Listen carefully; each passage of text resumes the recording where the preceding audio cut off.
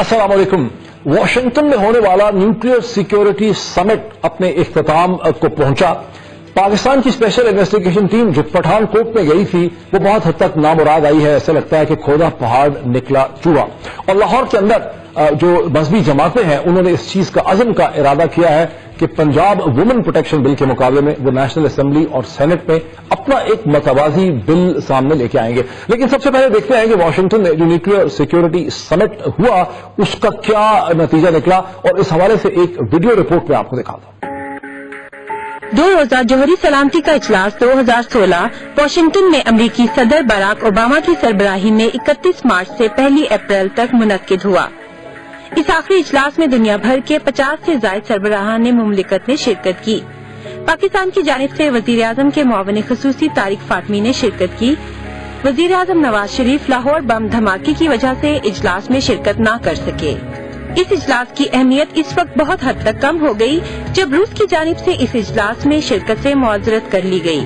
सदर ओबामा ने जौहरी सलामती के हवाले से इजलास पहली मरतबा 2010 में मुनक्किद करवाया। दूसरा इजलास 2012 में जनूबी कोरिया में, तीसरा इजलास 2014 नीदरलैंड में मुनक्किद हुआ। इन इजलास का मकसद जौहरी हथियारों और तंसीबात को दहशतगर्दों की पहुंच से दूर रखना और इनके हिफाजती इक़दामात को मजीद सख्त बनाना है। भारत की पूरी कोशिश थी कि किसी तरह भी पाकिस्तान के छोटे जौहरी हथियारों की जानिब दुनिया की तवज्जो मरकूज करवाई जाए और उनकी कमी के लिए पाकिस्तान पर दबाव डाला जाए। ताहम सदर ओबामा की जानिब से इस इजलास में पाकिस्तान और भारत दोनों को अपने जौहरी हथियारों में कमी करने की तजवीज दी गई। Progress is Pakistan and India, that subcontinent, making sure that as they develop military doctrines, that they are not continually moving in the wrong direction. And we have to take a look at the Korean Peninsula because the DPRK, North Korea, is in a whole different category. लेकिन ये इसी सूरत मुमकिन है जब भारत अपनी cold start doctrine की policy को तर्क करके पाकिस्तान की मशरकी सरहद पर तैनात अपनी अफवाज की तादाद में कमी लाए। पाकिस्तान को जौहरी सलामती के हवाले से दुनिया में बदनाम करने की भारतीय मकसद में नाकामी दर हकीकत पाकिस्तान की कामयाबी है। नाज़रीन, ये रिपोर्ट तो आपने देखी, बड़ी मुफस्सल एक हकाइक से आप वाकिफ हो गए। अब मुझे वाशिंगटन से डॉक्टर मोईद यूसुफ जो कि south Asia programme United state institute of peace में साउथ एशिया प्रोग्राम को हेड करते हैं और वाशिंगटन के अंदर के जो पॉलिटिकल डायनामिक्स हैं उन पे बड़ा उन्हें अबूर है, वो मुझे वहां से ज्वाइन कर रहे हैं। डॉक्टर मोईद यूसुफ साहब, अस्सलाम वालेकुम एंड अ वार्म वेलकम। जी वालेकुम अस्सलाम। हिंदुस्तान के वजीर आजम नरेंद्र मोदी को प्रेसिडेंट ओबामा की जो स्पीच है वो कोई बहुत पसंद नहीं आई होगी, क्योंकि उन्होंने दोनों को, पाकिस्तान हिंदुस्तान को कहा है कि आपको अपने जो मिलिट्री डॉक्ट्राइन है उसे अस्तर नौ उसका जायजा लेने की जरूरत है। आप दोनों गलत डायरेक्शन में जा रहे हैं। और साथ ही उन्होंने सब कॉन्टिनेंट की टर्म इस्तेमाल कर दी है, जबकि हिंदुस्तान की खारजा पॉलिसी ये कहती है कि ये जो पुरानी ब्रिटिश फॉर्मुलेशन है इंडो पाकिस्तानी सब कॉन्टिनेंट की, ये अब खत्म हो चुकी है। ये बात दुरुस्त है कि दोनों हिंदुस्तान और पाकिस्तान जो है वो अपने जौहरी हथियारों के प्रोग्राम को इस वक्त बढ़ा रहे हैं। हमारे जो नंबर्स हैं वो बढ़ रहे हैं, जबकि बाकी सारी दुनिया की कमी की तरफ जा रहे हैं, जो बड़े ममालिक हैं जिनके पास जौहरी हथियार बहुत देर से। तो उस हवाले से जब दोनों को एक ही जुमले में उनका जिक्र किया गया तो आपको एक वो इक्विवेलेंस मिलती है इस मामले में। और सब कॉन्टिनेंट मेरा ख्याल है वो कहीं जोश खिताबत में बात करते हुए कह गए ये अमेरिका की फॉर्मल पोजीशन नहीं है, वो हमेशा हिंदुस्तान पाकिस्तान या जनूबी एशिया की बात करते हैं, लेकिन बहरहाल वो बात हो गई उनसे। बट डॉक्टर साहब, उन्होंने जिक्र किया, इशारा किया प्रेसिडेंट ओबामा ने, उन्होंने न्यूक्लियर पॉलिसी का जिक्र नहीं किया हिंदुस्तान पाकिस्तान की। उन्होंने कहा कि हिंदुस्तान और पाकिस्तान को अपने मिलिट्री डॉक्ट्राइन्स को एग्जामिन करने की जरूरत है कि दोनों गलत डायरेक्शन में जा रहे हैं। उससे तासुर यह मिलता है कि वो ये भी कह रहे हैं कि हिंदुस्तान का जो कोल्ड स्ट्राइन डॉक्ट्राइन है और फिर उसके रिस्पॉन्स पे पाकिस्तान का जो जवाबी स्मॉल टैक्टिकल डिवाइसेस का डॉक्ट्राइन है, इन दोनों को री एग्जामिन करने की जरूरत है। ये तासुर वहां था वॉशिंगटन में, या हम इसको ओवर रीड कर रहे हैं? जनूबी एशिया में हिंदुस्तान और पाकिस्तान के पस मंजर में इस वक्त जो असल बहस है वो ये है कि टैक्टिकल न्यूक्लियर वेपन जो है वो बहुत खतरनाक है। और अगर टैक्टिकल न्यूक्लियर वेपन खतरनाक है तो उनकी वजह क्या है होने की? उनकी वजह इंडिया का कोल्ड स्टार्ट डॉक्ट्रिन है। इसलिए ओबामा साहब ने इसका जिक्र किया है कि कोल्ड स्टार्ट डॉक्ट्रिन में तब्दीली आएगी। पाकिस्तान को अगर कोई कंफर्ट मिलेगा तो शायद ये टैक्टिकल न्यूक्लियर वेपन्स पे कोई दोबारा से गौर किया जाए कि इनका कोई और तरीका निकाला जाए और इनको इस तरह ना बढ़ाया जाए जैसे बढ़े। तो تو اس لیے یہ ایک تکنیکی وجہ ہے, یہ سمٹ کا فوکس اس چیز پہ تھا. ڈاکٹر صاحب, جو لوگ نیوکلیر پرولیفریشن کے اوپر لکھتے ہیں, جیسے گیری سیمور کا بہت ذکر کیا جاتا ہے, میڈیا میں ڈیوڈ سینگر بہت لکھتے ہیں, اور بہت سے اور تھنک ٹینکس ہیں, وہاں پہ کہیں یہ ڈیبیٹ ہے کہ ہندوستان کے جو فارورڈ بیسز قائم کر دیے ہیں پاکستان کے بارڈرز کے ساتھ, اور ہندوستان کی جو کنونشنل فورسز ہیں اس کا 3/3 جو ہے, بہت بڑی تعداد اس کی پاکستان, پنجاب اور سندھ کے بارڈرز کے اوپر پڑی ہے, اور یہ جو کولڈ اسٹرائک ڈاکٹرائن ہے اس کا ایک انفراسٹرکچر کھڑا کر دیا ہے ہندوستان نے, اور ہندوستان کو کنونس کرنا چاہیے کہ بھئی اگر آپ خطے میں امن لانا چاہتے ہیں تو اس کو پیچھے ہٹائیں, اور آپ کا جو کنونشنل بلڈ اپ ہے جو اس وقت $40 بلین سے زیادہ ان کا بجٹ ہے, یہ سب چیزیں بھی کبھی ڈسکس ہوتے نظر آتی ہیں آپ کو واشنگٹن میں؟ جو لوگ اس کی بات کرتے ہیں وہ اس بات پہ کنونسڈ ہیں کہ ہندوستان اپنا کنونشنل پوسچر, اپنے کنونشنل بلڈ اپ جو ہے, جو اپنے فوجیں بڑھا رہے ہیں اور ان کے اکوپمنٹ کو بڑھا رہے ہیں, وہ کم نہیں کریں گے صرف پاکستان کو تسلی دینے کے لیے, کیونکہ ہندوستان کا موقف یہی ہے کہ اصل مسئلہ تو دہشت گردی ہے, وہ ختم ہوگا تو ہمیں اس کی ضرورت نہیں ہوگی. تو وہ بحث تو چلتی رہتی ہے, لیکن بہرحال زیادہ تر میڈیا سرکلز میں نکتہ چینی انفرادی طور پہ پاکستان پہ ہوتی ہے, اور اسی لیے میرے نزدیک یہ ضروری ہے کہ جتنا ہو سکے پاکستان کے حکام کو, پاکستان کے ایکسپرٹس کو ان جوہری ہتھیاروں کے مسئلے پہ بات کرتے رہنا چاہیے, واشنگٹن میں بھی اور دنیا کے ممالک میں بھی. پاکستان کے فورن سیکرٹری نے اعزاز چودھری صاحب نے جو ایک بریفنگ کی جس میں اشارہ کیا کہ دیکھیے 2700 ایکسیڈنٹس ہوئے ہیں IAEA کے ریکارڈ میں گزشتہ چند دہائیوں میں, کہیں میلٹ ڈاؤن کے, کہیں فیلئر کے, اور اس میں سے 5 جو ہیں وہ ہندوستان میں ہوئے ہیں, لیکن ایک بھی ایسا ایکسیڈنٹ جو ہے جوہری تنصیبات کا وہ پاکستان میں نہیں ہوا. اس قسم کے جو اعداد و شمار ہیں انہیں کوئی وہاں سیریسلی دیکھتا ہے؟ نہیں, دیکھتے تو ہیں. اصل میں دیکھیے مسئلہ یہ ہے کہ جو جوہری ہتھیار ہے یہ ایک تکنیکی معاملہ ہے, تو اس کو بہت کم لوگ, ویسے ہی دنیا میں بہت کم لوگ ایسے ہیں جو تکنیکی سطح پر دیکھتے ہیں. تو جو لوگ اس پہ کام کرتے ہیں وہ تو اس کو اٹھائیں گے, دیکھیں گے, اس پہ شاید لکھیں گے بھی, لیکن ان کی آڈینس وہ نہیں ہے جو ڈیوڈ سینگر کی یا گیری سیمور کی ہے. ان کی آڈینس وہی لوگ ہیں جو تکنیکی سطح پہ سنجیدگی سے اس پہ کام کرتے ہیں. لیکن جب میڈیا کی بات آتی ہے تو اس میں شاید اس بات کو نہیں اٹھایا جائے گا, وہ سمٹ کے اور پہلو, یا شاید اس بات کو کہ صدر اوباما نے دونوں ہندوستان اور پاکستان کو کہا کہ اپنے ڈاکٹرنز کو دیکھیں, اس بات کی طرف جائیں گے. تو یہ لیول پلینگ فیلڈ نہیں ہے, کبھی بھی نہیں ہوتی جوہری ہتھیاروں کے حوالے سے, لیکن پاکستان خاص کر کیونکہ اتنے سالوں سے نیوز میں رہا ہے قدیر خان کے واقعے سے لے کے اب تک, تو اس میں پاکستان کو یہ ہمیشہ ایک گلا رہا ہے کہ ہمیں شاید آبجیکٹولی نہیں پروجیکٹ کیا جاتا. جب جو لاہور میں اندھوناک واقعہ ہوا دہشت گردی کا نیوکلیر سیکورٹی سمٹ سے صرف 4 دن پہلے 27 مارچ کو, اسے وہاں کیسے پرسیو کیا گیا؟ جب یہ واقعہ ہوا تو آپ نے اس کو ٹیلی ویژن سکرینز پہ دیکھا تو آپ کو کیا لگا؟ وہ بات تو ہوئی کہ دیکھیے پھر ابھی تک پاکستان جو ہے وہ سیف تو نہیں ہے, اور کچھ اداریے بھی لکھے گئے اس بات پہ امریکہ میں.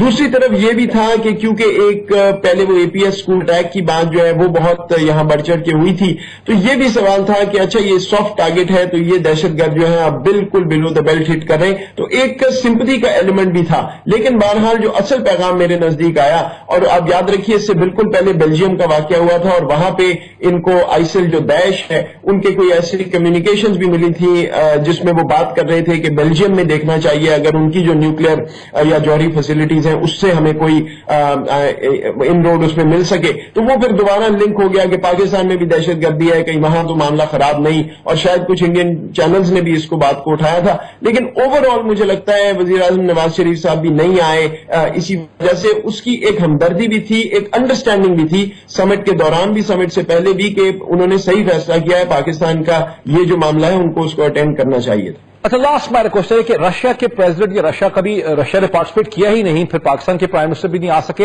اوور آل پھر نکلا کیا اس نیوکلیر سیکورٹی سمٹ سے؟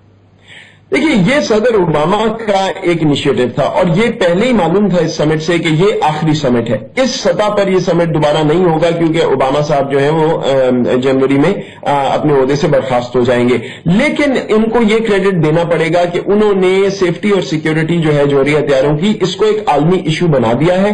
یہ اب انٹرنیشنل اٹامک انرجی ایجنسی اور باقی ادارے اس کو امپلیمنٹیشن کی طرف لے کے جائیں گے.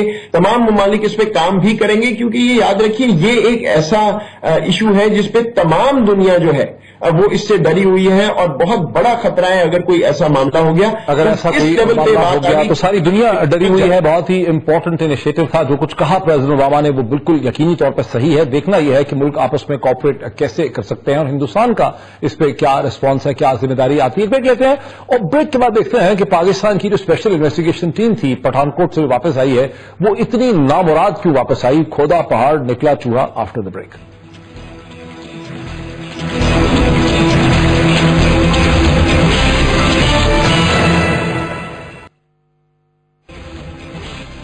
ناظرین ویلکم بیک. اب آپ سن چکے ہوں گے کہ جو پاکستانی 5 ممبر کی special investigation team SIT Pathankot گئی تھی AFS پٹھان کوٹ پہ حملے کی تحقیق کرنے کے لیے, وہ 2 روز قبل پاکستان واپس آ چکی ہے. اور اس کا جو 14 نکاتی ایجنڈا تھا, جو ڈیمانڈز تھیں, جو ایکسپیکٹیشنز تھیں بھارتی انویسٹیگیشن ٹیم سے, ان میں سے اکثر کو فلفل نہیں کیا گیا. اس حوالے سے ہم آپ کو ایک رپورٹ دکھاتے ہیں اور پھر بات کرتے ہیں. پٹھان کوٹ ایئر بیس پر حملہ 2 جنوری 2016 کو ہوا. بھارتی رد عمل کے بعد پاکستان کی جانب سے تحقیقات کے لیے 5 رکنی جوائنٹ انویسٹیگیشن ٹیم بنائی گئی, جس کی سربراہی انسپیکٹر جنرل محمد طاہر رائے نے کی. مشترکہ ٹیم نے بھارتی حکام کے سامنے حملے کے حوالے سے مختلف سوالات اٹھائے, جن میں سے 14 اہم ترین سوالات پر بھارت 10 سے مسنا ہوا. بھارتی ہٹ ڈرمی کی انتہا اس وقت سامنے آئی جب ٹیم کو سرحد پر لے جانے کا مطالبہ بھی مسترد کر دیا گیا. سرحد پر جانے کا مقصد ٹیم کی طرف سے بارڈر کے اس حصے کا معائنہ کرنا تھا جہاں سے انتہا پسندوں نے سرحد پار کی.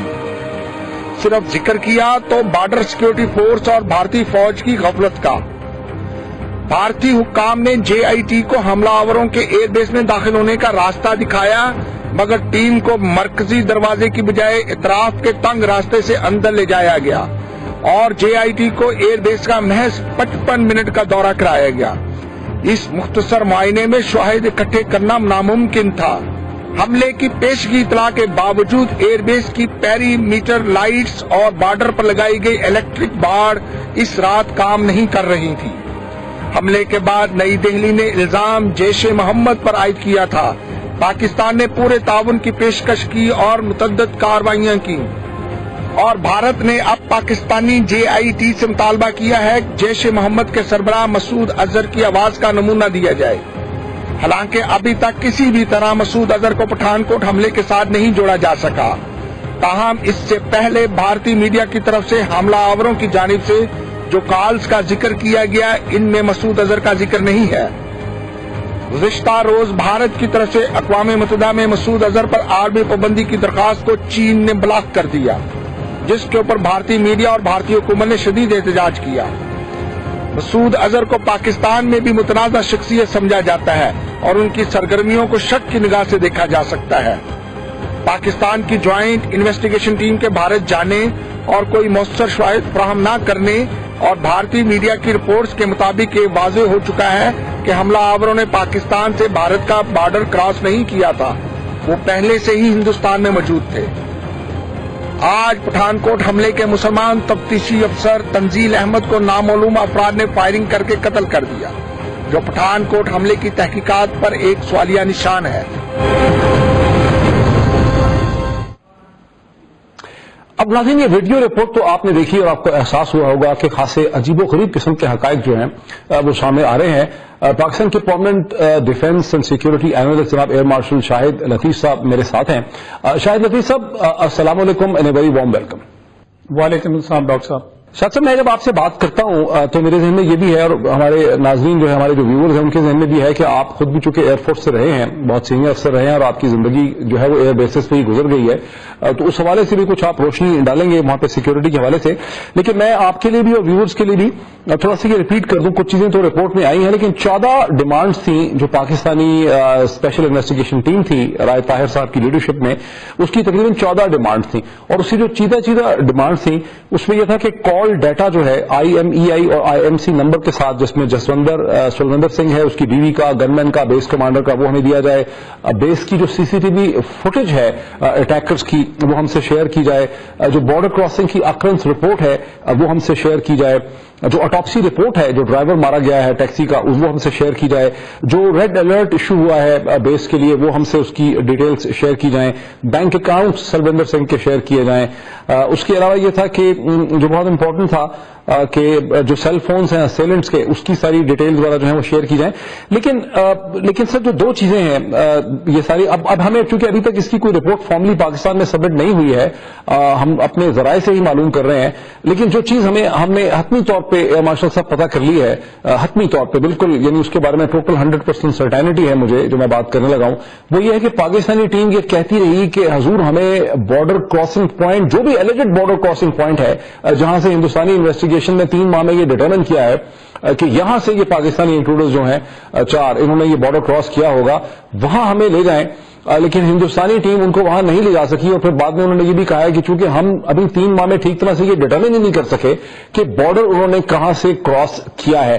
یہ آپ کو کیا سمجھ آ رہی ہے شاید صاحب؟ اس پہ عجیب سا نہیں لگ رہا آپ کو بہت؟ ڈاکٹر صاحب، ہماری ٹیم کے وہاں جانے سے جو شک و شبہات ہمیں پہلے سے ہیں ان میں کمی ہونا چاہیے تھی، مگر واپس جب ٹیم آئی ہے وہ شک و شبہات میں کمی نہیں بلکہ اس میں زیادتی ہوئی ہے.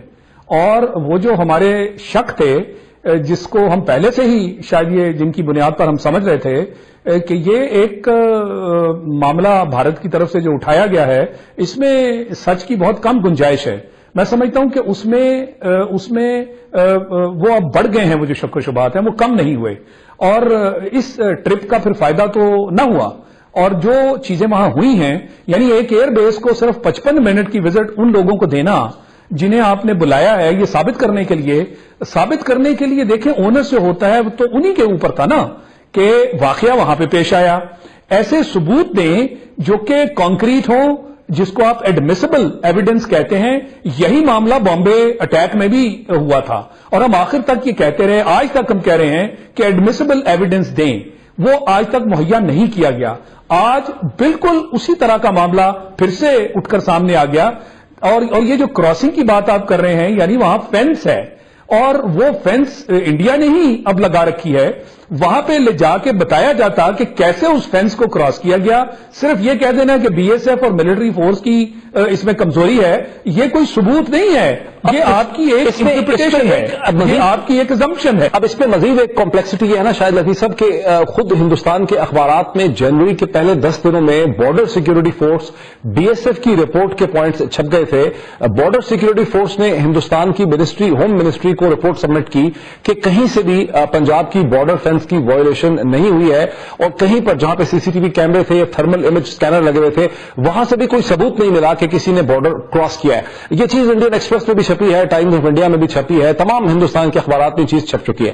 اچھا، اب ہندوستان کی اس رپورٹ کے بعد ہم نے اپنے ذرائع سے یہاں معلوم کیا کہ ہماری سائڈ سے بھی بڑی میسو انویسٹیگیشن ہوئی 3 ہفتے لگا کے، اور ہماری انٹیلیجنس بھی اس نتیجے میں پہنچی کہ پاکستانی سائڈ سے کسی نے بارڈر کراس نہیں کیا. اس کا مطلب ہے کہ یہ جو انٹروڈرز آئے، بہرحال بیس پہ حملہ ہوا، یہ جو انٹروڈرز آئے ہیں یہ بھارت کے اندر سے آئے ہیں، انہوں نے پاکستان کا بارڈر کراس نہیں کیا. اب چونکہ وہ دکھا بھی نہیں پا رہے تو پھر تو اس کا مطلب ہے کہ یہ انٹروڈرز اندر سے آئے ہیں، تو پھر انہوں نے ٹیلی فون کالز کیوں کی؟ اگر تو یہاں سے جاتے تو فون کالز کرتے تک بھی بنتی تھی. جب وہ اندر ہی تھے تو پھر یہاں فون کر کے وہاں کو بتانا کہ میں جا رہا ہوں اما جی پھٹے کے لیے، اس کی کیا سینس بنتی؟ ڈاکٹر صاحب، یہ سارے کا سارا معاملہ اسی وقت کیا جاتا ہے نا جب آپ نے ایک کیس کو جعلی طور پر یا جھوٹ کے انداز میں پیش کرنا ہو اور ثابت کرنا ہو کہ جی ہم جھوٹ نہیں، ہم سچ بول رہے ہیں، اور ہم نے اس کو دیکھنا ہے کہ حقائق کیا ہیں. حقائق کے معیار کے مطابق اگر آپ دیکھیں تو یہ کالیں تو کروائی جا سکتی ہیں، اور یہ بھی شو کیا جا سکتا ہے پاکستانی ٹیلی فون نمبرز لینا، سمز لینا، یہ کوئی بڑی بات نہیں ہے. تو یہ کوئی ثبوت نہیں ہے. اسی طرح میرے علم میں ہے کہ وہ GPS ڈیٹا کے بارے میں بات کر رہے ہیں. GPS کا جو ڈیٹا ہے اس کو فڈل کیا جا سکتا ہے، اس کو ٹیلر کیا جا سکتا ہے، وہ بھی کوئی پکا ثبوت نہیں ہے. یعنی اس وقت تک ہماری ٹیم جو گئی اس کے ہاتھ میں کوئی ایسے ثبوت کم از کم دیے جاتے، مانا کہ 14 سوالوں کے جواب آپ مکمل نہ دے پاتے، پر کچھ ایسے ثبوت تو دیتے جس کی بنیاد پر کیس بنتا. یعنی اب جو آپ کے سامنے یا جو باتیں ہم اب کر رہے ہیں ڈسکشن میں، وہ کیس بنانے کے لیے کافی نہیں ہے. آپ نے صحیح پوائنٹ آؤٹ کیا کہ جی اگر بارڈر کراس ہوا تھا تو بارڈر کراسنگ کا ثبوت دیا جاتا. یہ کالوں کا ہونا بارڈر کراسنگ کا ثبوت نہیں ہے. پاکستانی ٹیم کی ڈیمانڈ یہ تھی کہ وہ جو روٹ اختیار انہوں نے کیا ہے، جو کہ ہندوستانی میڈیا میں چھپا انیشلی جو روٹ آیا تھا، کہانی تھی کہ درگاہ پنج پیر، کٹھانا ٹی جنکشن، فتح پور کٹھانا روڈ، گلپور ولیج اکال گڑھ، گردوارا فرام جہاں انہوں نے وہ سلوندر سنگھ کی گاڑی لے کے وہ گئے ہیں، اس روٹ پہ بھی وہ پاکستانی ٹیم کو نہیں لے کر گئے. حالانکہ وہ روٹ دکھانا تو بڑا ضروری تھا، لیکن وہ روٹ بھی نہیں دکھا رہے. ڈاکٹر صاحب وہی تو میں کہہ رہا ہوں کہ کوئی ایسی چیز نہیں انہوں نے دی جس سے ثابت ہو جائے، کیونکہ ثابت کرنا مشکل ہے، اس کے لیے ایویڈنس کانکریٹ چاہیے ہوتا ہے. اور کانکریٹ کیا، یہ تو عام باتیں ہیں. سنا ہے کہ ڈی این اے انکوائری انکلوڈرز ہیں، ان کے ڈی این اے سیمپلز انہوں نے دیے. وہ تو ڈاکٹر صاحب وہ دیکھیں گے نا، وہ جو ڈی این اے سیمپل ہے وہ تو دیکھیں گے. ہمیں نہیں معلوم. آپ کو یاد ہے ابھی کچھ دیر پہلے ہمارے ایک آدمی کے بارے میں قصہ اسی طرح اٹھا دیا گیا تھا اور شاید اس کو ٹریس آؤٹ کیا اور کہا کہ جناب آپ اپنا ڈیٹا چیک کر لیں، یہ شخص تو سیالکوٹ سے ہے. تو کیا وہ سیالکوٹ سے نکلا؟ ہمارے پاس تو نادرا کے پاس ہر چیز ہے. یہ ڈی این اے ٹیسٹ اور ڈی این اے ڈیٹا جو ہے یہ تو آؤٹ رائٹلی شروع میں آپ دیتے، اس سے پہلے کہ ہماری ٹیم جاتی ہے ہم اس کا ثبوت لے کر جاتے. ایک تو یہ ہے کہ مولانا مسعود اظہر، جن کو پاکستان میں بھی بہت ہی شک کی نظر سے دیکھا جاتا ہے، ان کا یہ وائس سیمپل مانگتے ہیں، لیکن دو کالز ہوئی ہیں. ایک تو دہشت گرد نے اپنی ماں کو کی ہے، تو ظاہر ہے کہ وہ اس کی ماں یا اماں جو ہے وہ مسعود اظہر نہیں ہو سکتا. دوسری جس کو کال کی گئی، ہمیں پتا چلا ہے کہ وہ شخص بھی جو ہے وہ انڈر ڈیٹینشن ہے، جس کو وہ کال ریسیو کی ہے وہ بھی مسعود اظہر نہیں ہے. تو پھر مسعود اظہر کا وائس سیمپل یہ کیوں مانگ رہے ہیں؟ وہ اس لیے کہ انہوں نے یہ حربہ جو ہے یہ پہلے بھی اختیار کیا ہوا تھا نا. میں نے آپ کو ممبئی اٹیک کا ذکر کیا پہلے بھی. ادھر بھی جو ہمارا معاملہ آ کے فائنلی پھنسا وہ اسی پہ کہ آپ وائس سیمپلز مانگ رہے ہیں، جو آپ کی پہلے ذمہ داری ہے ایڈمیسیبل پروف جو ہے وہ تو دو، تاکہ وہ کورٹس میں لے جا کر وہ پروفs دیے جائیں جس کی بیس پہ فیصلہ ہونا ہے. وہ آج تک نہیں دے سکے. یہ پھر سے وہی طریقہ کار اختیار کیا جائے گا. آپ دیکھیں گے کہ اس پورے معاملے کو لٹکایا جائے گا. ایک اور چیز ہے کہ تنزیل احمد ایک مسلم ڈی ایس پی تھے اس انویسٹیگیشن ٹیم میں، این آئی اے انڈیا کی انٹیلیجنس ٹیم میں، جن کو کہ وہ واپس گئے اپنے گاؤں. وہاں نام معلوم حملہ آوروں نے 21 گولیاں، یہ پورا انہوں نے انشور کیا کہ مری جائے، 21 گولیاں مار کے ہلاک کر ڈالا ہے اور وہ کچھ پتہ نہیں چل رہا. ڈاکٹر صاحب وہ انشور کیا نا انہوں نے، اور یہ ہو سکتا ہے یہ ماضی کی طرح ہمیں دیکھیں، میں بار بار ماضی کو اس لیے ریفر کر رہا ہوں کہ ایک پیٹرن ہے.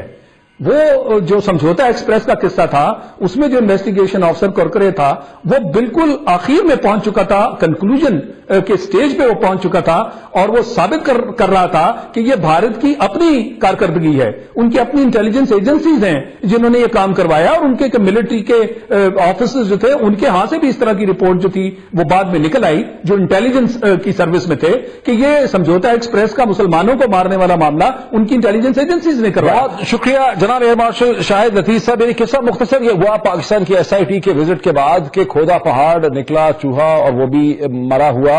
یہاں پر ایک بریک لیتے ہیں اور بریک کے بعد ہم دیکھتے ہیں کہ تمام مذہبی جماعتوں نے گزشتہ دن لاہور میں منصورہ میں جو ایک الٹیمیٹم حکومت کو دیا ہے، وہ کہتے ہیں اپنا بل لے کر آ رہے ہیں ہم وومن پروٹیکشن بل میں، اس کی کیا کہانی ہے، وہ کیوں ایسا ہو رہا ہے.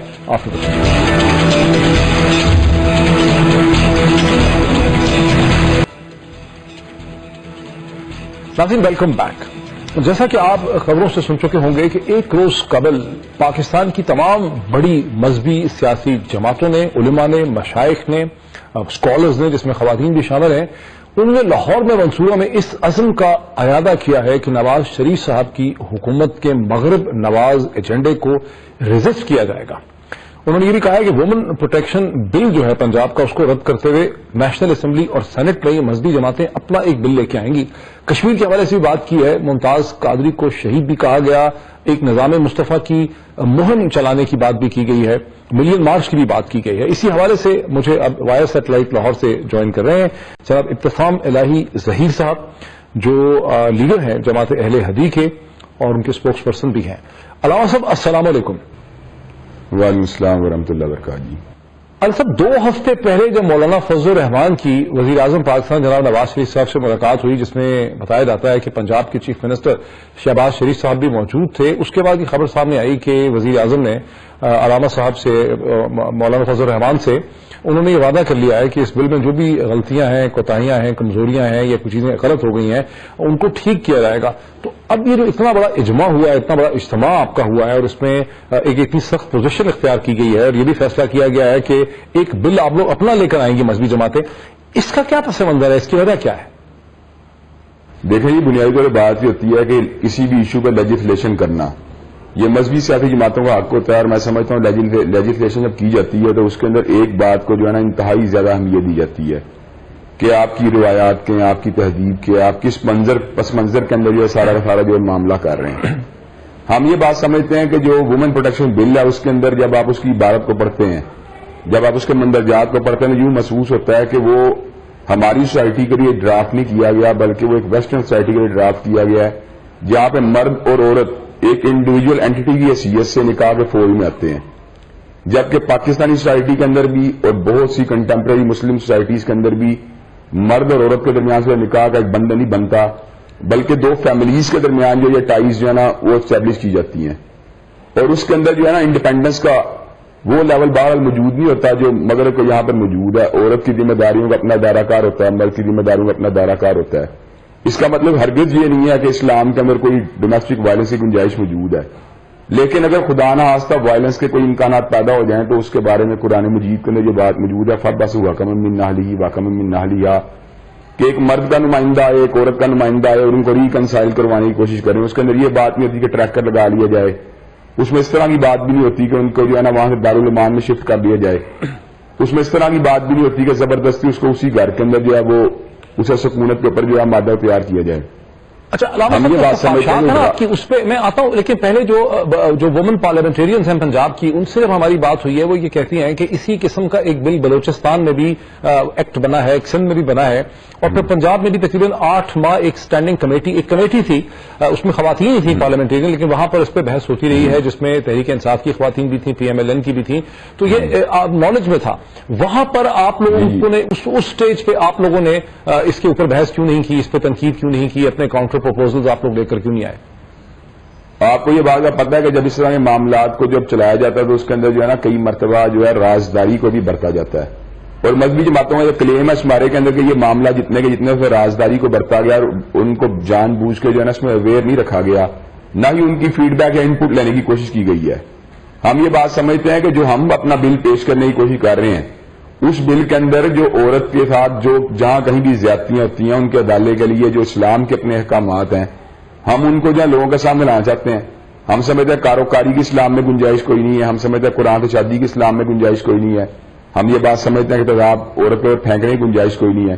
لیکن جو میاں بیوی کے معاملات ہیں ڈومیسٹک لیول پہ اس میں جو ریکنسائلیشن کا عمل ہوتا ہے اس کے اندر یہ بات کی کوشش کی جاتی ہے کہ اگر ریکنسائلیشن نہیں ہوتی تو الٹیمیٹلی طلاق یا خلا کے اوپر اگر نوبت پہنچتی نظر آتی ہے تو وہ عورت کے پاس ایک وے موجود ہوتا ہے. لیکن اس میں اس طرح کی بات نہیں ہوتی کہ عورت میں رہنا بھی اسی گھر میں ہے اور اس کے بارے میں رپورٹیں بھی کروائی جا رہی ہیں، اس کے پر ٹریکر بھی لگوایا جا رہا ہے. اب آپ یہ بات ہے یہ ریکنسائلیشن کا طریقہ نہیں ہے، اس سے ڈائیورس جو ریٹ ہے اس کے اندر بہت زیادہ اضافہ ہوگا اور اس کے نتیجے کے اندر جو عورتیں جو ہے نا ان کے جو فیوچر ہیں، جو میرٹل فیوچر ہیں ان کو خطرات لاحق ہوں گے. تو ہم یہ بات سمجھتے ہیں کہ ڈرافٹ کیا گیا ہے، اگرچہ اس کو ایکسیپشنز کے اوپر اپلائی کیا جا سکتا ہے ہمارے معاشرے میں یہ سمجھتا ہوں کہ بعض ایکسیپشن ایسی ہو سکتی ہیں جن کے اندر اس طرح کے حالات ہوں جو بل کے اندر جن کو مینشن کیا گیا ہے، لیکن جو ایکسیپشن ہوتی ہیں وہ کسی بل کی جو ہے نا اساس نہیں بن سکتی، وہ ایک میجارٹی ہے جنرل جو ایک مولانا فضل الرحمان کی جو بات وزیر اعظم سے امینڈمنٹس کے حوالے سے ہو گئی تھی، جو وزیر اعظم نے ان کو ایشور کیا تھا، تو اب آپ امینڈمنٹس کے بجائے نئے بل پہ کیوں جا رہے ہیں آپ لوگ؟ ہم نئے بل پہ اس لیے جا رہے ہیں کہ جو بل کا پورا مندرجات ہے ان کے اندر جو اسلامی اور مشرقی روایات اور تہذیب کو مد نظر رکھا نہیں گیا، بلکہ یوں محسوس ہوتا ہے کہ مغرب زدہ NGOs نے مغرب ہی سے جو ہے نا ان کے کلچر کی روشنی میں جو معاملات جو ہو سکتے ہیں رونما اور عورت کو جو خطرات لاحق ہوتے ہیں، جنرلی میں کہہ رہا ہوں ایکسیپشنز کی بات نہیں کر رہا، جنرلی جو عورت کو خطرات لاحق ہو سکتے ہیں ان خطرات کو مد نظر رکھ کے یہ سارا کا سارا بل جو ہے ڈرافٹ کیا گیا ہے. چنانچہ مذہبی جماعتیں اس بارے میں تحفظات کا شکار ہیں، یہ بات سمجھتی ہیں کہ ہم مثلاً جو ہے نا اس کو بل کو جو ہے نا وہ ریفارم بھی کریں گے اور اس کے اندر اگر کوئی خدا نہ خواستہ ریکنسائلیشن کی صورت نہیں نکلتی تو عورت کے پاس جو خلا کا حق ہے، عورت کا طلاق لینے کا حق ہے، عورت اس حق کو جو ہے نا وہ استعمال کر سکتی ہے.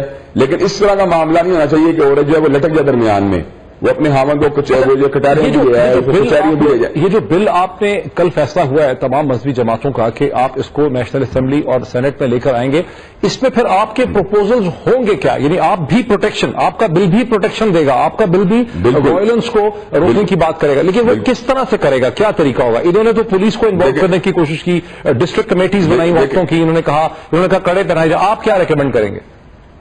ہم یہ بات سمجھتے ہیں کہ ہم سب سے پہلے اس مسئلے کے اندر جو ہے سرال کو انوالو کریں گے, میکے کو انوالو کریں گے, اور قرآن مجید کے اس حکم کے اوپر انوالو جو عمل کرنے کی کوشش کریں گے. فبس حکم من اہلی واکم من اہلیہ, کہ دونوں خاندانوں کے نمائندہ جو ان کو ریکنسائل کروانے کی کوشش کرے. اگر ریکنسلیشن کا امکانات ختم ہو جاتے ہیں تو اس کے بعد جو ایک بے موجود ہے اسلام کے اندر ڈائیورس کا یا خلا کا, ہاں اگر کوئی حامند ہو یا کوئی اس کا قریبی عزیز ہو یا غیر ہو یا اجنبی ہو, اسے سیکشولی ہراس کرتا ہے یا اس کے پتگار پھینک دیتا ہے, تو الٹیمیٹلی اس کی سزا تو اسلام میں واضح ہے. ہم ان سزاؤں کی نفی کرنے کے لیے مادہ تیار نہیں ہے. ہم یہ بات سمجھتے ہیں ہم کوئی ایسا بل جو ہے نا اس کو ملک میں امپلیمنٹ ہونے کی مخالفت کریں گے جس کے نتیجے میں عورت جو ہے وہ اس کی بجائے اس کو سیکورٹی فیوچر میں پرووائڈ کی جائے, اس کے جو ہے نا اپنی لائف میریٹل لائف کو اعتراض لاحق ہو جائے. الٹیمیٹلی آپ خود بتائیں, میں کامن سینس کی بات کرتا ہوں, جب آپ ایک خامن کو ٹریکر لگوا دیتے ہیں یا ایک خامن کو جو ہے وہ اس کے اندر انٹرویو کرتی ہے, جو اس کے اندر وومن پروٹیکشن آفیسر جو اندر آتی ہے اس کو پکڑ کے دے جاتے ہیں, اس کے بعد آپ اس بات کو تصور کرتے ہیں کہ کوئی خامن جو اپنی بیوی کو اپنے گھر میں رکھنے میں مادہ تیار ہوگا, یہ جو ہے ریکنسلیشن کا عمل نہیں ہے, یہ تو عورت کو طلاق کی طرف لے کے جانے والی باتیں ہیں. ہم یہ بات سمجھتے ہیں عورت کا جو ہے آپ کی بات سے مجھے ایسا لگتا ہے کہ جو بل آپ لوگ لے کر آئیں گے اس میں آپ جو خاندان ہے اس کے اندر کے میکینزمز کو ایک قانونی کور دینے لگے ہیں. ابھی بھی تو خاندان کے اندر میکینزم موجود ہے نا, سسرال کا میکے کا انٹریکشن تو بالکل موجود ہے. ہم یہ بات سمجھ قانونی کور نہیں دینا چاہتے. ہم یہ بات سمجھتے ہیں کہ عورت کو کہیں اس کے رائٹ جو ہے وائلیٹ ہو رہے ہیں, کہیں اس کے رائٹ کو اس سے ڈپرائیو کیا جا رہا ہے, اور اس کے بعد عورت یہ بات محسوس کرتی ہے کہ میں اس بندے کے ساتھ گزارا نہیں کر سکتی. ایک تو بعد وہ کمپرومائز کرنا چاہتی ہے. اگر وہ کمپرومائز کرنا چاہتی ہے, میں عورت کی ول کی بات کر رہا ہوں کہ عورت اگر کمپرومائز کرنا چاہتی ہے تو اس کے لیے سسرال کا وے موجود ہے, اس کے لیے سارا کا سارا خاندانی نظام موجود ہے, خاندانی ڈھانچہ موجود ہے, مسالت کروانے والے لوگ موجود ہیں. لیکن اگر وہ نہیں سمجھتی کہ میں یہاں گزارا نہیں کر سکتی, اسے ٹریکر کی ضرورت نہیں ہے, اسے پھر جو حامن کو کچہری میں لے کے جانے کی ضرورت نہیں ہے, اس کو پھر اس کے پاس سیف ایک پیسے موجود ہے کہ وہ طلاق یا خلا کا راستہ اپنا سکتی ہے. کیونکہ اسلام کے اندر یہی بات ہے کہ جس وقت آپ کے گزارے ہونے مشکل ہو جائیں اور آپ کے ڈومیسٹک معاملات جو ہیں وہ نیوٹرلائز نہ ہو سکیں یا وہ ایک جو ہے ایک ہوموجینس انداز میں آگے نہ بڑھ سکیں, تو اس وقت طلاق کا بھی اسی لیے اسلام میں رکھا ہے. اور یہ اسلام کی وہ کنڈیشن ہے جس کو آج خلا کی صورت میں اس کی جو فائنینشیل رسپانسبلٹی ہے, کم از کم ایک انیشیل ٹائم پیریڈ میں 12 ماہ یا 18 ماہ اگر وہ کام نہیں کر سکتی ہے, اس کی ایک فائنینشیل ضرورتیں ہیں, ان ضرورتوں کو پورا کرنے کے لیے آپ کا بل کیا ایڈریس کرے گا؟ بالکل ہم ان باتوں کو جو ہے ایڈریس کریں گے. اس کی وجہ ہے کہ قرآن مجید نے ان باتوں کو ایڈریس کیا ہے. عورت کے نان نفقے کے معاملات جو ہیں خاص طور پر جس وقت بچوں کی کیئر ٹیک کر رہی ہے, اسلام نے اس کے بارے میں بھی احکامات دیے ہیں.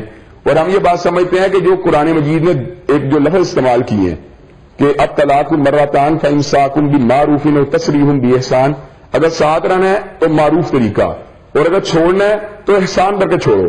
یعنی اس نے چھوڑنے کے موقع پہ لفظ احسان کا استعمال کیا ہے, جو کہ اکٹھے رہنے کی صورت میں معروف طریقے کا استعمال کیا ہے. یعنی اس نے سپریشن کی صورت میں اور ڈائیورس کی صورت میں اکٹھے رہنے کے مقابلے کے اندر جو ہے زیادہ ایک جو ہے نا اچھا انیشیٹو دیا ہے کہ عورت کے ساتھ جو معاملہ کیا جائے اس میں کوئی جو ہے نا اس کی حق تلفی تو بڑی دور کی بات ہے, بلکہ احسانات کا معاملہ ہونا چاہیے. اور احسان عورت تبھی ہو سکتا ہے جس وقت اس کے جو فائنینشیل اسسٹنس کو دی جائے, اس کے سائیکولوجیکل ایشوز جو ہیں ان کو بھی ریزالو کیا جائے, اور جب تک وہ کہیں مقام کو پہلے پہنچ جاتی اس کے ساتھ کوئی زیادتی اور ظلم والا معاملہ نہ کیا جائے. اچھا, اب دو مختلف قسم کے سوال ہے. دیکھیے علام صاحب, ایسا لگ رہا ہے جیسے آپ لوگ کہہ تو نہیں رہے, لیکن اجماع اور قیاس اور ایک اجتہاد کی طرف آپ لوگ سیاسی طور پر مذہبی جماعتیں جو ہیں وہ راہ دکھانے کی کوشش کر رہی ہیں. کہا جاتا ہے, کبھی مجھے ایک ویسٹرن برٹش ایک لائر جو اسلامک لا میں اسپیشلائز کرتی ہیں, ان سے میری بات ہو رہی تھی, وہ مجھے بتا رہی تھی کہ فرینچ ریولوشن سے 1100 برس قبل 7ویں 8ویں صدی میں اسلام نے عورت کو پراپرٹی کا ٹائٹل ہولڈ کرنے کی اجازت دی, جو 20ویں صدی تک یورپ میں عورت اپنے نام سے پراپرٹی نہیں رکھ سکتی تھی. لیکن اس وقت صورتحال یہ ہے پاکستان کے اندر کہ جب ایک باپ ہے جس کی 2 بیٹیاں ہیں, وہ اپنی پراپرٹی اپنی بیٹیوں کے نام منتقل نہیں کر سکتا. گفٹ کر دے لائف میں تو ڈفرنٹ ایشو ہے, لیکن وراثت میں اس کے رشتہ دار بھی شامل ہو جاتے ہیں. اس قسم کی چیزوں کے اجماع پہ, اس پہ بھی اجتہاد کرنے کی ضرورت پہ کبھی غور کیا آپ لوگوں نے؟ نہیں, دیکھیں میں چھوٹی بات ہوں, جو انہیریٹنس کے جتنے ایشو ہیں ان کو قرآن مجید نے بڑی تھرولی ایڈریس کی ہے. اگر 2 بیٹیاں تو 2/3 کی وارث بنتی ہیں, اگر 1/3 کا اس کے بہن بھائی شریک ہو جاتے ہیں تو یہ اللہ تعالیٰ کا حکم ہے. اب ڈیوائن لاس کو میں سمجھتا ہوں ٹیمپر کرنے کی کوشش کرنا, جو ان کے اندر جو تبدیلی کرنے کی کوشش کرنا, ان کا جو میجر شیئر ہے وہ تو ان کو مل رہا ہے. اگر میجر شیئر سے ہم کو ڈپرائیو نہیں کیا جا رہا تو ہمیں کیا ضرورت ڈیوائن لاس کے اوپر جو آبجیکشن لگانے کی. تو میں یہ بات سمجھتا ہوں کہ جو عورت کو اسلام ماڈرن ورلڈ میں تو ایک آدمی جو ہے وہ اپنے بچوں کے لیے محنت کر رہا ہے نا, سب لوگ اپنی اپنی محنت کر رہے ہیں ماڈرن کنٹمپرری لائف میں. ماڈرنٹی کا چیلنج ہے نا. میں نے آپ کو پہلے بھی بتائی بات ہے, اس بل کے پیچھے جو تھیم موجود ہے اور جو ساری کی ساری باتیں موجود ہیں اس میں ماڈرنٹی کا وہ کنسپٹ جو ہم نے ویسٹ سے انہیریٹ کیا ہے یا ویسٹ سے ہم جو لیتے ہیں ہم اسی کو اصل میں اس میں ریفلیکٹ کروا رہے ہیں. جبکہ میں یہ بات سمجھتا ہوں کہ ہمارا اس بارے میں بڑا ایک جو ہے نا کنوکشن ہماری بالکل ہم کلیئرلی ہم کنوینسڈ ہیں اس بارے میں کہ جو اللہ تبارک و تعالیٰ نے عورت کو حقوق دیے ہیں اس سے بہتر حقوق نہیں ہو سکتے. ہم یہ بات سمجھتے ہیں سب سے پہلے جو وراثت کا جو کنسپٹ جو ہے اسلام میں آیا, اس کے بعد عورت جو ہے وہ اپنی پراپرٹی کو خرید سکتی ہے, اپنے ایسٹس کو جو ہے وہ مزید موبلائز کر سکتی ہے, اپنے ایسٹ کو کاروباری اعتبار سے جو ہے ان کو انویسٹ کر سکتی ہے, ان کی پراسپیرٹی کے لیے جو ہے ان کو کہیں لگا سکتی ہے. جب ساری کی ساری فیسلٹی اس کے بعد موجود ہے تو آپ یہ بات تو ہم کیوں یہ بات کہتے ہیں کہ اگر 2 عورتیں ہیں تو ان کو 2/3 اگر وراثت حصہ مل رہا ہے, 1/3 اگر اس کے باقی وراثت میں جا رہا ہے تو اس میں کون سی ظلم والی بات ہے. اس کو اس کے مد مقابل اس کے بیٹے سے بھی مل رہا ہے, اس کو اس کے مد مقابل اس کے شوہر سے بھی مل رہا ہے. تو یہ ساری کی ساری باتیں اسلام نے وہ کمپنسیٹ بھی کی ہے. یہ بات نہیں ہے کہ صرف اور صرف جو اس کو ایک جو اس کا ایک رائٹ 1/3 کا ہی جا رہا ہے. آپ یہ بات ہے کہ آپ اپنے بیٹے کی جائیداد میں 1/6 کی وارث نہیں, کیا آپ اپنے شوہر کی جائیداد میں 1/8 کی وارث نہیں ہے. جب یہ ساری کی ساری باتیں اسلام کو پروویژن دی ہے. بڑی لمبی بحث ہے. مجھے ایک اور نقطہ بتا دیجیے کہ کاؤنسل آف اسلامک آئیڈیالوجی میں خواتین کی ریپرزنٹیشن تقریباً نہ ہونے کے برابر ہے. شاید صرف ایک خاتون اس وقت ہیں کاؤنسل آف اسلامک آئیڈیالوجی میں. اس کو بھی تو براڈ کرنے کی ضرورت ہے نا. ہم تو یہ بات سمجھتے ہیں council of Islamic ideology broad ہونا چاہیے, اس کے اندر ان پٹ ملنی چاہیے, اس کے اندر جو ہے اسکالرس کو جو ہے اس کی آراء کو لینا چاہیے. لیکن ultimately council of Islamic ideology ہے اجتہاد کا دائرہ کار اور نصوص کا دائرہ کار میں ایک فرق بہرحال رہے گا. جو باتیں ایڈریس کر دی گئی ہیں, جن باتوں کو طے کر لیا گیا, وہاں اجتہاد نہیں ہوگا. ہاں اگر کہیں پہ خاموشی ہے, کہیں پہ کوئی بھام ہے, کہیں پہ کوئی کنفیوژن ہے تو وہاں یقینی اجتہاد کے دروازے کھلے ہیں. اجتہاد جو آپ کا جو اس میں ہو سکتا ہے ٹیسٹ ٹیوب بیبی کے مسئلے میں ہو سکتا ہے, اجتہاد آپ کا ان مسائل کے اندر ہو سکتا ہے کہ عورت کے جو ہے معاملات جو ہیں اس کے کیا دائرہ کار ہیں. ان معاملات میں تو ہو سکتا ہے, لیکن جو معاملات طے کر دیے گئے ہیں وراثت کے معاملات ہوں یا عورت کے جو حقوق جو اسلام میں اس کو عطا کرتے ہیں بطور بیوی یا بطور ماں, ہم یہ بات سمجھتے ہیں یا پردے کے معاملات ہیں ان کے اندر ہمیں سمجھتے ہیں اجتہاد کر ان کو ٹیمپر کرنے کی کوشش کرنا, یہ جو ہے نا اجتہاد کے ساتھ بھی زیادتی والی بات ہے. بہت شکریہ علامہ الہی ظہیر صاحب. ابتسام ظہیر نہیں ایک سیکنڈ روم چاہیے, میں اس کو دوبارہ یہیں سے دوبارہ کروں. بہت شکریہ علامہ ابتسام الہی ظہیر صاحب ہمیں ایکسپلین کر رہے تھے کہ مذہبی جماعتوں نے جو مل کے ایک فیصلہ کیا ہے اس کی بنیادی وجوہات جو ہیں وہ کیا ہیں. ہم پھر بھی اس ایشو پہ بات کرتے رہیں گے. آج اتنا ہی, پھر اگلے ہفتے آپ سے ملاقات ہوتی ہے. بہت شکریہ.